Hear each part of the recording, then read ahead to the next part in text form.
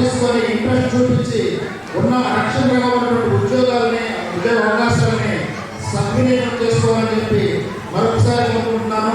అందరూ కూడా భారతీయులందరూ కూడా దేశానికి అవసరమైనప్పుడు దేశ బోర్డర్లో సైనికులు ఏ విధంగా పోరాటం చేసి దేశాన్ని రక్షిస్తారో, మరి ఆ సమయంలో సైనికులకు అవసరమైనప్పుడు దేశ ప్రజలు చూపించినటువంటి స్ఫూర్తి కూడా చాలా గొప్ప విషయం.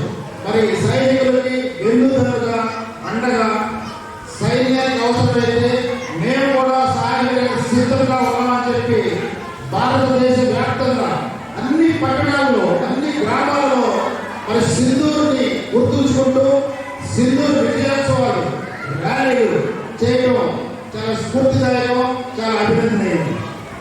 మరి మీరు గమనిస్తే ఆపరేషన్ సింధూర్ విజయోత్సవ ర్యాలీ అనేది ఒక హిందువులే చేయలేదు, ఒక క్రిస్టియన్లే చేయలేదు, ఒక ముస్లిం చేయలేదు.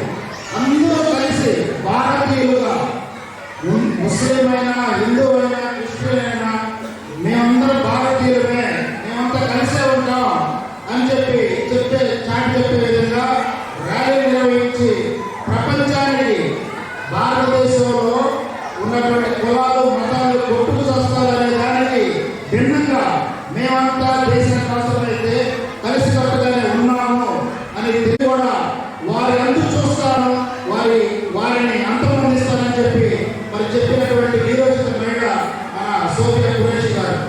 అలాంటి సోదరి మన భావంతో భారతీయులు ముందుకెళ్ళడం చాలా సంతోషం కలిగిన విషయం.